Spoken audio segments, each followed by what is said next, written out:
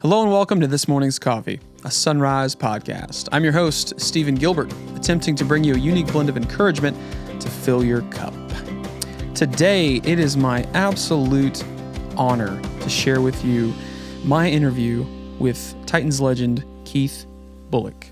I've had the pleasure of getting to know Keith over the last year. He was kind enough to sit down and chat with us. If you don't quite know who Keith Bulluck is, let me tell you a little bit about him.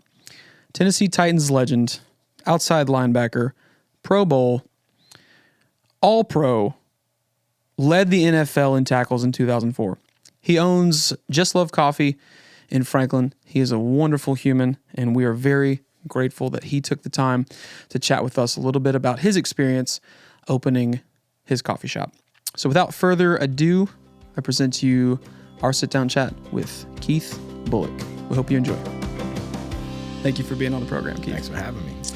And today's thought, we're going to talk about embracing an opportunity to adapt and conquer instead of chalking something up as being dealt a bad hand.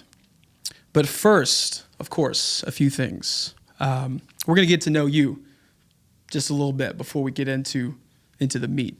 And I think the best way to do that is with everybody's favorite segment, What's in the Cup? Now, I have to explain what's in the cup to you, because what's in the cup is something that just kind of happened. Like as we were rolling, I think it was the first or second episode. I like to mention the coffee that I'm drinking as we're doing an episode, and I just called it What's in the Cup. And okay. I did this silly little thing where I went, What's in the cup? And That's how things start. Yeah, and it's become this kind of thing where like people reach out to me and they say when they listen that they do that in their cars with me. They're like, I sing along, and we've promised the people that we're going to actually record a jingle for this coming season for What's in the Cup. So I thought I would say maybe, would you like to sing What's in the Cup with me? Jingle. All you have to do is go, What's in the cup? All right, we're going to try it. Ready? Is it on a 3 count? Or? Yeah, we'll do 1, 2, 3. All right. 1, 2, 3. What's in the cup?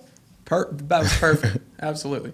And then I, of course, speak about what's in the cup. Today I'm drinking, this was a Hello Sunshine I picked up from your shop on the way in. It's light medium. It's a light medium roast. Yeah. It's usually one that we go with on the regular for our light roast. It's one of our more popular ones, that and our African Skies. So you picked a good one. It's phenomenal. So one of the things that I love to do anytime because I have not tried Hello Sunshine yet. Mm-hmm.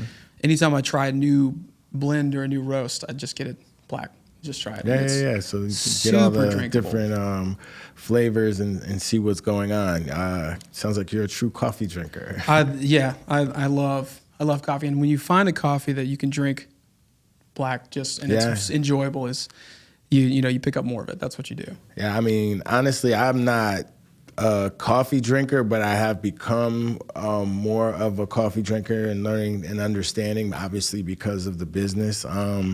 So I definitely know what you're speaking of, and Just Love it as a company. We really do have good coffee, and I wouldn't have known that before even investing in it. It wasn't part of my decision being like, oh, they have good coffee. Let me, I just, love the brand. I love the people that were involved. Sure. And then I got to know the coffee last. So, yeah, it's pretty cool. Which I think that speaks volumes about Just Love itself. The fact that you got involved because you love the people, you love what they stand for, and the fact that they have amazing coffee. And I've never had anything there that I didn't enjoy. Anytime I've been to one, because there's one around the corner from my house in Spring Hill as well. Anytime I've been to any location, it's just been top notch. But the fact that you got involved for reasons that you just said, and then the last part was the phenomenal coffee. I think that as a package together, that just speaks so much about everything that Just Love brings to the table. And so that actually was the next thing I wanted to ask you about. Your signature blend here, the 53 blend, right? Yeah. I had read that a lot of the proceeds from that go to organizations that help foster care and adoption, right? Yeah. And that is something you're passionate about. Yeah, for sure. You know, like I said, what attracted me to Just Love was the company is what they stood for and the people involved. And one of the main people was founder Rob Webb, who started Just Love simply by roasting beans to help families that wanted to adopt with funds towards their cause. And, you know, that turned into him brewing coffee to opening his first Just Love in Murfreesboro to now franchising, having over 20 stores and growing. And, you know, me being a part of it, I think that is one of the reasons why I felt I had to create it gives me the opportunity. I didn't feel I had to. But like I earlier said, I wasn't a coffee drinker. So now it's like I have my store. I'm in there owning, operating, and managing. I have to have my own coffee as well, you know? Yeah, so absolutely. I took the time with our, you know, master roaster, Jason Smith, down in Murfreesboro at our roastery. And yeah, just went through 10, 12 different blends, different mixes, and just to see what I liked for me personally and something that I think that other coffee drinkers would like, or I should say novice coffee drinkers, because I'm more of a tea drinker. So my blend has some hints of black tea. It's more of a lighter blend, a very light roast. And if that's what you like, I think the people have been liking that blend. I've never heard anybody say anything except it's amazing. I appreciate it. I think it's black tea, raisins, and Lemon. Lemon, right? Yeah. Yeah. It's like I said, it was the first thing that I got to try the first time I came to your store, and I'd still think about it. Yeah, I appreciate it. You know, I try and keep it in there, you know, just because I think it's cool to have my own store, and then for it to, and you know all about business and operation, to kind of have it operating in a way that, you know, I can start to become proud of, you know, having great employees. We used to speak about this every time I used to come into your establishment. So it's pretty cool. Yeah, and so that's a couple things that I will speak to just in a couple minutes, especially your decision to get into the coffee business is something that I want to know about. But your employees, I will speak to that as well. The best people are in there, man. Every time that I go in there, it's like smiles on faces. The moment through the door, everybody's so pleasant. It's like fast service. Everybody's so kind. Everybody's just super friendly. And I think that also says a lot about the operation you're running. Well, I mean, I appreciate that. It means a lot. And it goes, you know, the credit goes to them because, you know, I'm sure it was weird for a lot of them to have their owner, their boss, you know, coming in, working shifts with them and being there just as much as them, and, you know, actually, you know, being able to draw the line from, you know, boss, owner, manager to an employee, you know. Sure. And I think that, you know, me being there definitely set the tone of how I would want it to be run if I weren't there. And, you know, like I said, I have great employees that were able to kind of, you know, communicate things that they wanted to do, things that we thought should be done, because I've never been an owner, a manager. First I started with a GM, and, you know, that situation didn't necessarily work out the way I expected it to, and I just took it on. But I took it on with the help of, you know, great employees. And one of the things I took from football, like, you know, I've been around people that weren't great coaches or worked in different establishments where I heard friends say that their bosses were some kind of way. And yeah, I feel like if you can come into an environment where you enjoy working, or look, you know, you have to, however you see it, to motivate you to get you through the day. And then if your boss has to be there and it's pleasant, then that's cool. You know, it could be another way around. Your boss could be there and, you know, just be a, you know, pain in the, you know what, so. Right. Well, I can say from firsthand experience, that the things that you want to see are happening when you're not around there. And I think that's huge, because you and I clearly, we both know that it's hard to get really excited about what you do when the person above you couldn't care less, right. You know? So I think that's very admirable. The last segment we're going to do before we get into my question for you, the big question for you, is everybody's most unavoidable segment. You think you've made it far enough into this episode that you missed it, but you didn't. And that would be, how about some cheese?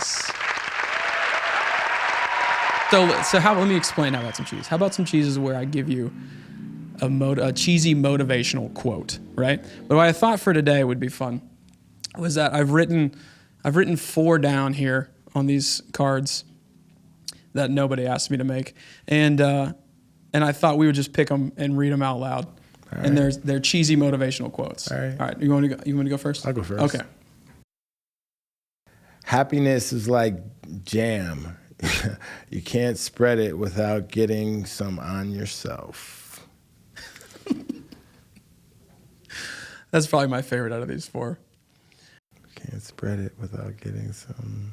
You have to be happy in order to spread happiness. Yeah. I got it. Again. I'm not saying that to nobody, but I got it. Excuse me. All right, and finally. Oh, I think this is a great one. This is wonderful advice. Life isn't about waiting for the storm to pass. It's about learning to dance in the rain. And there you have it. That's How About Some Cheese with Keith Bulluck. I like that one. I like that last one. That last one, I would say that to somebody in a bar, for sure. Yeah. Like, after a few. Just a stranger you just met? Yeah. Nah, I mean, because look, it's like, oh, it's raining. But like, all right, it's raining. We can still, what are you going to do about it? Yeah, you know what I mean? You're worrying about, you can't control the rain. For the listener that may not know, Keith opened a Just Love coffee shop in Franklin, and it was mid-pandemic. It was in July of 2020. Yeah.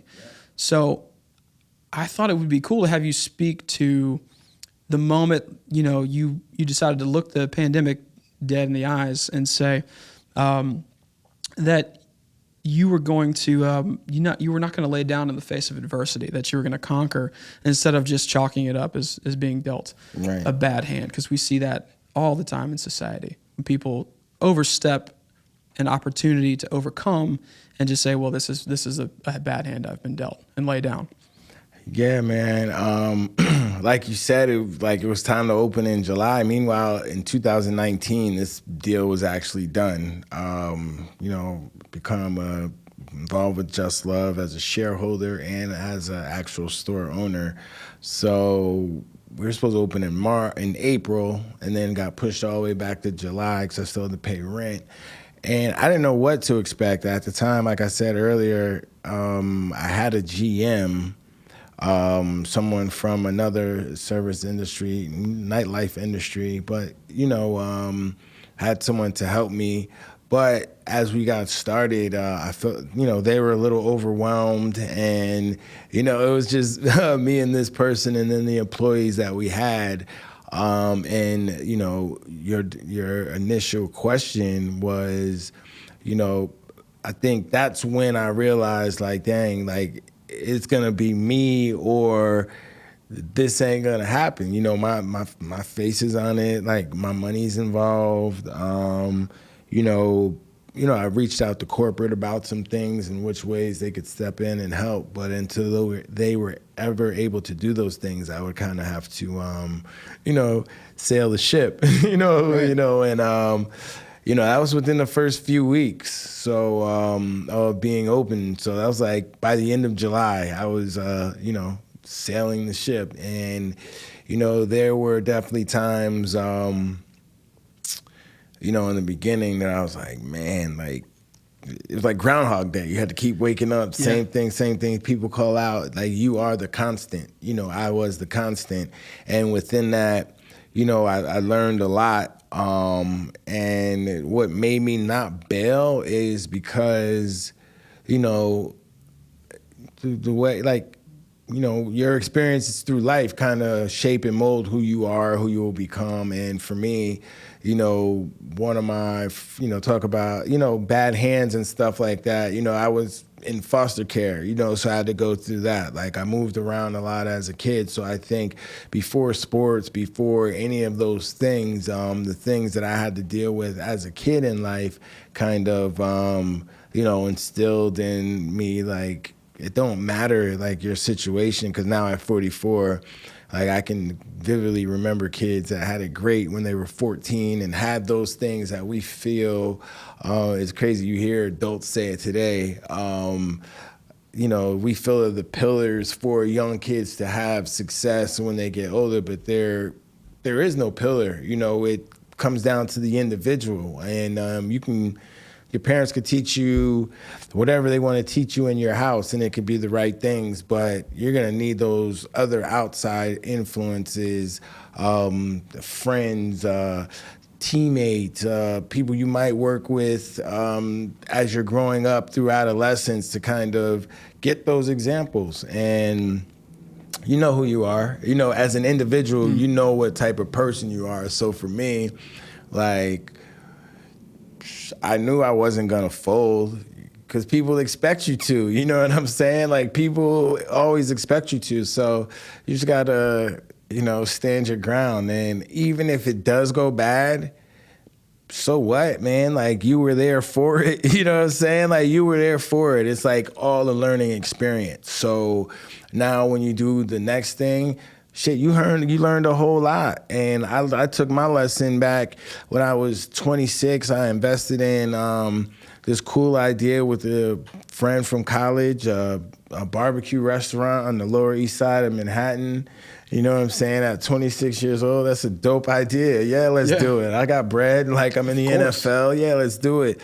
Passive investment, which means that, okay, I'm just putting money up. So anything that goes on, I don't have a say. I'm a partner, but it's passive. And yeah, man, I really could have just took like 120,000 and lit half of it on fire. You know what I'm saying? So I always said, well, I was great. I was lucky to salvage like half of that, but I always said if I ever got into anything, food and beverage, I would be hands-on. And my initial plan was to be there for, the first, few months, come and go as I wanted to, and just learn as it went. But this experience made it great for me now, almost a full year later. My shop operating the way that it's operating, having the employees that I have. And I said about that old experience that I just explained, the barbecue restaurant. Like, shoot, a lot of people pay, $60,000 to go to college to get that education, and they come out and they waste another $100,000 with the first experience. So I say that was my college experience in, food and beverage. And, I was fortunate to be able to, be in that situation. And then now as a real adult, be in that situation, investing smartly and understanding the way to go about it. But that's why, I would never fold in this. One, because there's a great support staff here with the, franchise and Just Love, and those experiences of, I guess they could be minor failures, trying and don't succeeding. However you look at it as an individual, I just don't look at it as a failure. I can be like, dang, I lost some bread. You know what I'm saying? We tried. It was cool for 3 months in the summer to have a little hangout on the Lower East Side and invite some people to, and, be cool city kids, and then go play in the NFL. And then, halfway through the season, find out it's going out of business. It's done. Yeah. You know what I'm saying? So, it is what it is, And you said, so something you said is that even if you're in something and it goes wrong, at least you didn't fold. At least At least you didn't lay down. I think that was you answered one of the questions that I was going to ask. And I think that I mentioned that was going to be something I was curious about, was pulling from adversity throughout your life in terms of what it was like to get this thing off the ground during a pandemic. And so you said you referenced being in foster care, and it sounds like you were talking about how hardship is what you make it, right? Hardship is only the end of things if you let it be. Right. But actually, from everything you just said to me, it sounds like hardship is what taught you how to bet on yourself. Well, yeah, I mean, look, if you pay attention, like if you the world, like for my situation, the world was very honest to me early. You know what I mean? And it didn't register like this as a young kid or as an adolescent. But it's like, oh, your dad's not here. Your mom, we move around. You're gonna stay with your grandparents. Like I get in foster care. So by the time I get in foster care at 13, it's like this just is what it is. So you get time to process these situations, and it's like, how many days you gonna cry about it? You know what I'm saying? Like as a kid, like.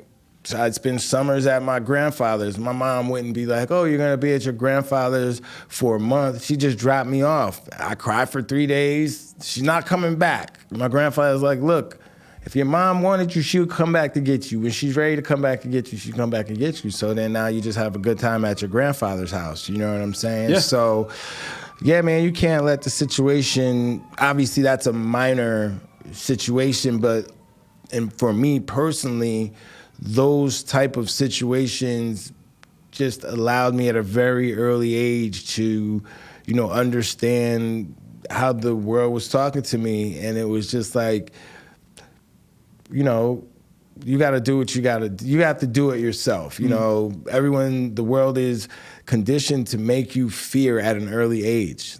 They want you to fear, oh, you can't do this. Everybody in this room, I'm sure someone has told them, you can't do that, or that's crazy, or man, why would you? It's like, what? Like, of course I can, but those are deterrents. We're up against deterrents our whole life. So it just, like I said, early in my life, I've had them, and I was able to realize them. And as early as like high school, when the high school coach, I asked him, I was really starting to get into football at this time, and, this coach played at Marshall when it was like D2 or whatever, and I asked him about a football camp that I can go to get better at, and he said, oh, you can have this pamphlet for Penn State. You can go check that camp out, but I don't think that you can play there. You know what I'm saying? So it's like, as people, as human beings, as kids, you're always coming across something like that, someone telling you can't do something. So if you fall for that, that's when that hand that you're dealt starts playing an effect on you mentally, I think. I think that's huge, and that really echoes everything that was a driving force behind my inspiration to do this podcast. I think too many people actually lay down when they're told they can't do something. And in fact, I think learning how to bet on yourself, learning that it's actually it's all within inside of you to be able to say, you know what, I can do this. When somebody says you can't do something, your first question should be, well, why not? Right. And then go figure out the steps to do it. It's never about not being able to do it. It's about how much do you want to do it? And I think why not? Why people say, because people, if you think about it, are so one-dimensional. You go to school, you go, elementary school, high school, you go to college, or you don't go to college, but you're always trying to get that gig so you can sustain and maybe have a family and do all those different things. And like, you don't bet on yourself. You're not betting on yourself if you're going to work for, corporate America. That's fine. You're getting stability. Now, you're betting on yourself if you're like, okay, I'm working for corporate America, but I also like to play in a band. And like, I feel like a lot of people just peg themselves in one hole instead of trying all the different things that you can do. Like, okay, I was good at football. I was blessed to go and play pro, but while I played, I knew, okay, this football thing's gonna be over. I like business. I have some money. I got to cut the middleman out because everybody's coming to me at this. I'm losing on everything else everybody else is telling me to do. So I went and I took these different business courses that were offered through the NFL at Wharton, Stanford, Harvard, just kind of getting my mind thinking other than X's and O's, When I was done playing, I went and got my an executive MBA from George Washington. You know what I'm saying? So I prepared and groomed myself for these things. No, I didn't know how to do them. And I think the big question for people that want to get out of that mainstream of just, school, corporate, however, is, explore the other things you like.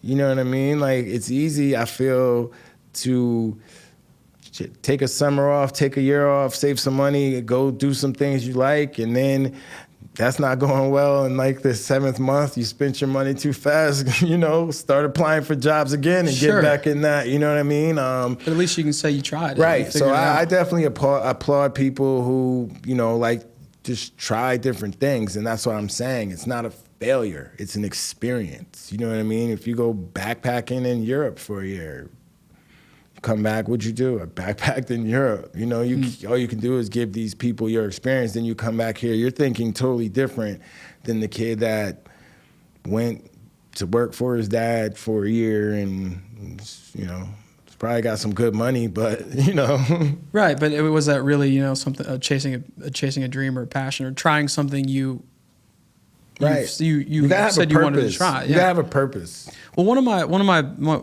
favorite things to say, I don't know that this has been quoted elsewhere, but it was something that I've always just thought is about perspective. And you say, if you can just see sunshine instead of a glare in your eyes, then you're on the right track. It's about perspective. And it's like you just said, if you took a summer off to go do something and it didn't work out, that's fine. At least you tried it.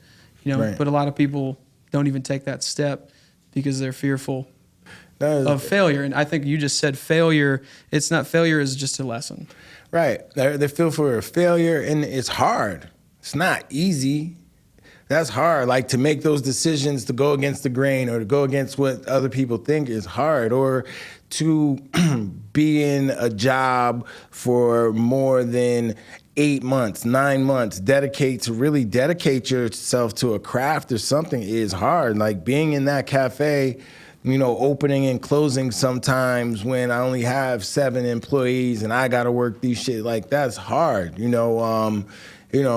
People don't like things being hard. That's just how our society has been groomed. Mm-hmm. Our society is an immediate ramification society. They want results right now. And if it takes 6 months, man, forget that. Yeah, they're out. You know what I'm saying? They don't like things that are intimidating. Those things are hard. And, I think that people that do take these challenges, the older you get, I think the more solid of a person that you are, the more solid of a family, foundation of a family you'll have, even if you don't have kids or don't even want a family, you don't know what'll come. But I think you become like a more grounded person, because now people, like, it's more cool to be like, I did this, like, social media doesn't allow for failure. You understand what I'm saying? Yeah. Because you could put all these great moments up, and that's you're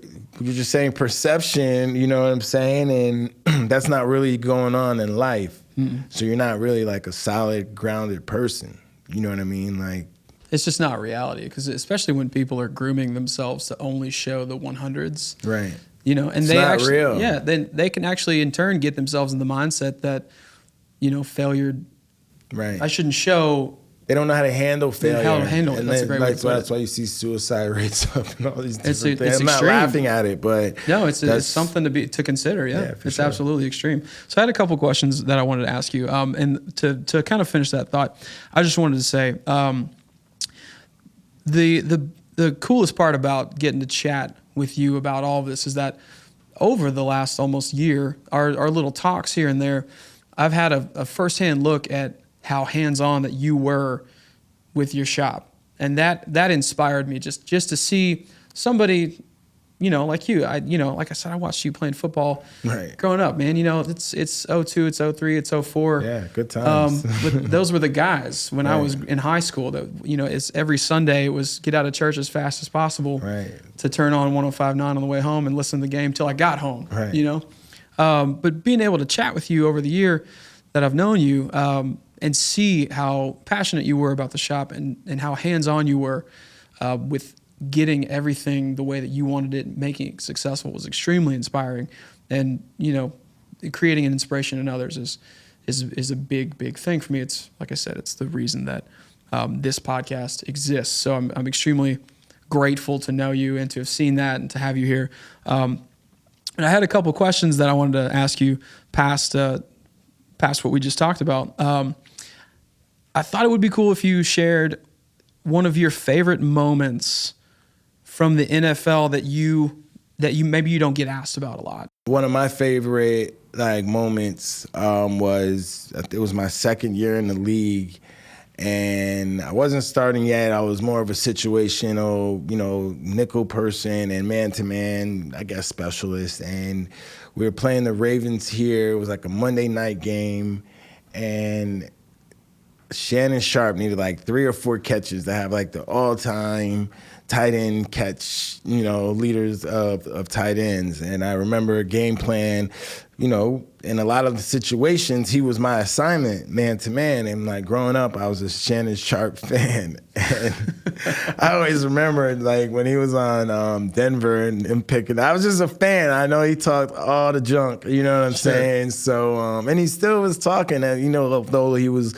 later in his career, but I definitely was a fan of him and his brother Sterling. And I just remember all week being man, he can't break the record on me, because I'll be on NFL films forever. And just having a group of friends that I have and all that, if there were memes back then and he broke the record on me, I would still be a meme right now. You know what I'm saying? That one play. So yeah, man, I remember he caught one on me, and then he caught one on Perry Phoenix, and then there was 2 left. Maybe the record was 3. I needed 3 to tie and 4 to break it. Yeah. But I know he didn't tie or break that record that game. So that was, for me, was my welcome to the NFL moment. Having success against, someone that you really looked up to.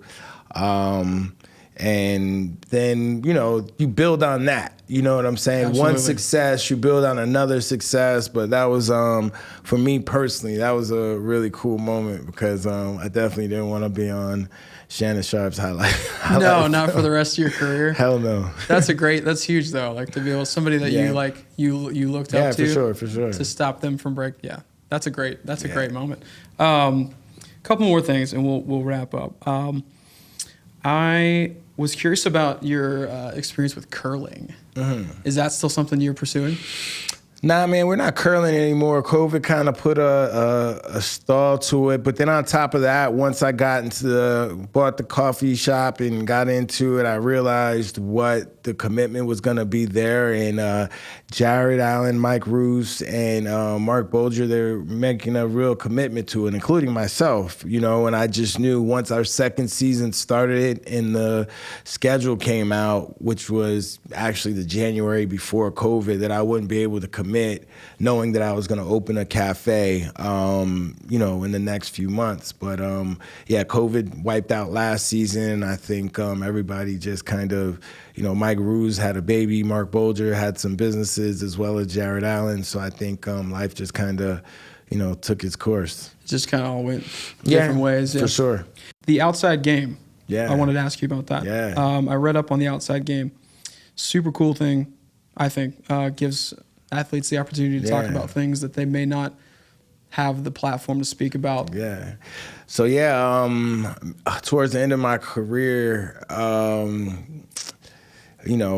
friend of mine, we become really good friends, partners. Scott Don Povia, he was in the media. He worked for Carrot Consulting in Brooklyn, but we would do media runs in New York. You want to do the ABC Sports, or So from that, when I went back to get my MBA, my capstone, something I was working on while I was there. And I didn't ever want to be an agent, but my whole thing was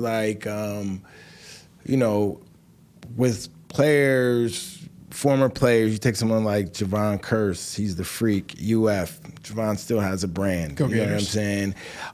Eddie George, myself, even like, my man Donnie Nicky, who was a great special teams player for the Titans. He played at Ohio State. He's from Ohio. Like, everyone still has a brand, and it was about how to put players and former players, athletes, other brands, Just Love, whoever, in position to monetize further off that brand, even though, you know what I'm saying? So that's where it all started.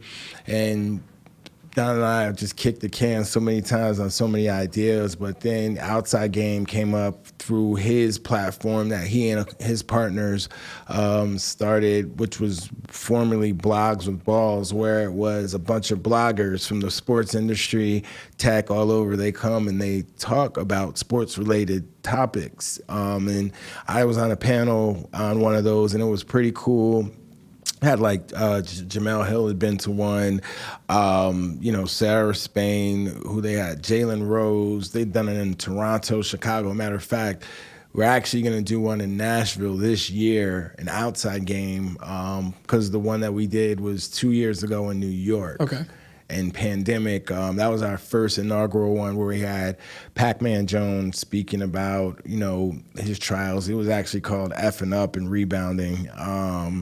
And we had my man from, why am I drawing a blank right now? But we had a cannabis panel. We had an all-female panel. We had, very diverse. Yeah, diverse panels just talking about like those topics that, you're not going to really speak about on ESPN or Fox Sports or any mainstream platform. So Right. We're going to continue to build that out. But yeah, COVID put a stall on it.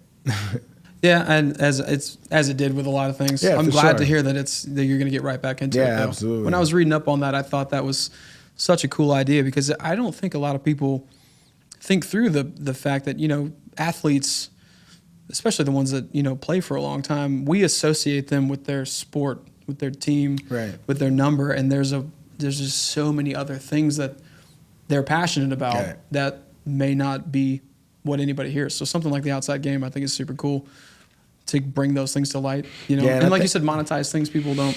Yeah, and a lot of athletes don't. I found one of the hardest things for me when I retired was, this is what I want to do, but how do I do that? You know what I mean? So if I can be one of those people that can help, former athletes or friends that have companies or so on and so forth, to connect the dots in order to, do the things that they want to do past, and other passions, I definitely don't mind being that person. Absolutely.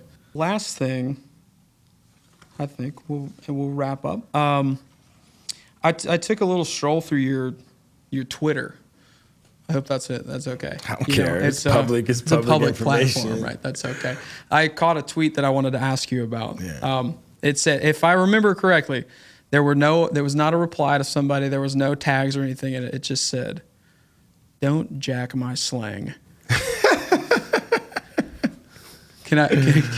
Can you tell us what that was about? You don't have to. It's all right. Yeah, I feel that, you have your talking heads on these platforms, Sports Center, ESPN, like all these different things, former athletes. And, we have other former athletes that might say something, say something that makes sense or say something, and then you find it's like, where did he get that from? Yeah. You know what I mean? Where did that come from? Yeah. So it's like, I know I've said things in the past. It's like, look, they don't pay attention to my Twitter handle, but you pay attention enough that, like, if I say something, you're going to retweet it. I'm going to find it somewhere. And I've also heard people on TV, like, say, I'm like, hold on. Like, and I'm not going to be like, I said that, but it's like, I've watched you before. You don't. But you know speak where like it came that, from, right? You yeah. don't speak like that. So They're it's just quoting you, like, not crediting. Yeah, just don't jack my slang, Okay. man. Be creative. Do your I like thing. it. I'm absolutely. I'm going to say that. That's funny that you saw that. I thought that was because I assumed that's what it meant. I just be talking. Is it? I just talk. So, like, I would say on Twitter, like, I will troll trolls. Like, so somebody will say that. something trying to troll me, but then like I will give them, like I will say something. I only give them 3. Like, I'm not gonna sit here and go back and forth, but like, Sure. you say something, I'll say something. I'll give you a chance to say, like, I don't mind having healthy debate, but like if you're just being a jerk, then like I'm just gonna, probably say my little smart ass remark and block you. And roll on, yeah. That's the best way to win, though. It's just get yours in and then just be done. But like if you have points and facts, like I'm here for it. But like let's not be stupid, like It's a waste of time. Right. Yeah, absolutely. All right, and I know you're a huge NBA fan, right? Mm-hmm. So who you got in the finals? I'm gonna go with Giannis. You would like to see Brooklyn. I would have liked to see what Brooklyn would have done if they were healthy. I think we all know. I think they really gave it KD did everything in his power. But Giannis is an MVP. He's worked on his game. Those are the type of stories you like to see. Me personally, I've been a Giannis fan, so let's see if he can finish it out. I think he does. Okay. I'll ride with you on that. Absolutely. The other tweet that I thought was funny that I saw was when you said the Suns are going to keep losing as long as Cliff Paul keeps showing up. Yeah, man. Like, look, I like Chris Paul. I respect Chris Paul. Reference. Yo, but ever since, he's been balling. You got to think about it. The Pelicans. It was the Pelicans, but then he goes to the Clippers, and then they're in the playoffs, and he's hurt. And then he goes to the Rockets, they're in the playoffs, he's hurt. He goes to OKC's in the playoffs, he's hurt. And then this year, I think he might have read my tweet, because I ain't seen Cliff. I ain't seen Cliff. I hope that's what happened. That's pretty awesome. I think that would be a great series. Although I'm liking this Clippers Phoenix series, I want to see what my guy Paul George has any in the tank to at least get him to the finals, get these people off his back. Yeah, it'd be cool to see him there. They're calling them polyester P. Wow, that's not called. That's uncalled for, I think, especially for Paul. I mean, if you're calling yourself playoff P, I'm from the generation. If you talk about it, you got to be about it. So right now, I think if he gets them to the finals, he don't got to worry about them talking about his name anymore. Awesome. Keith, man, it has been an absolute joy to talk to you. I appreciate it. Once again, I would like to extend my deepest gratitude to Keith for taking the time to sit down with us, chat about his experience opening his coffee shop and a few other things. He's just a great guy. I can't say enough. If you are in the Middle Tennessee area or Franklin, be sure and stop by Just Love Coffee off of McEwen. That is his shop. It's one of a kind. Pick up some of his 53 signature blend. Phenomenal coffee. I have some at home. Everybody that works at that shop is just amazing. I can't say enough about how great his place is. So again, thanks for listening. Be sure and check out episode 3 of This Morning's Coffee next week. Believe in yourself. Stay on the grind.